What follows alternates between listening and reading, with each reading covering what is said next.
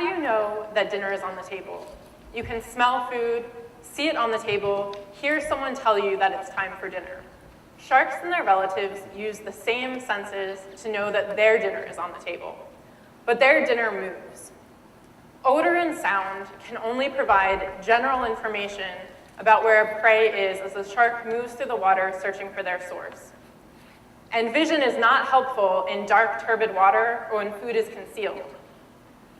To actually capture prey, sharks have adapted by developing another sense, one that allows them to detect weak electrical signals emitted by animals, bioelectric fields.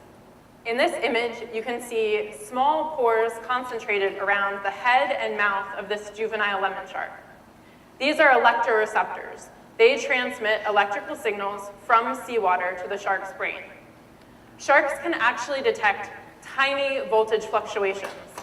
Studies report sharks being able to detect changes of 1/10,000,000th of a volt, the equivalent of taking wires attached to a AA battery and submerging them in seawater a mile apart.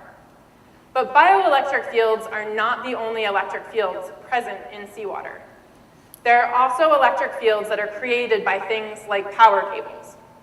One new source of large networks of power cables is the offshore wind energy industry, which has grown exponentially since the 1990s. Wind energy offers a sustainable alternative to fossil fuels, but there are still many unstudied potential environmental impacts that need to be addressed. With nearly 300 species of sharks and their relatives at risk of extinction, we need to understand how they might interact with power cables and if they have negative consequences, such as deterring them from food sources or their normal habitat. In order to understand these impacts, I conducted experiments where juvenile lemon sharks were exposed to a wide range of electric fields in a controlled lab environment where I could observe their behavior. I found that these sharks could actually detect and respond to a wider range of electric fields than was previously known, outside the range of their prey's bioelectric fields. Their behavior included aggressive interactions with the electric field source, so biting, as well as avoidance, depending on the source's strength. I also tagged sharks in the Bahamas and tracked their movements to determine how they would respond to a power cable in their natural habitat.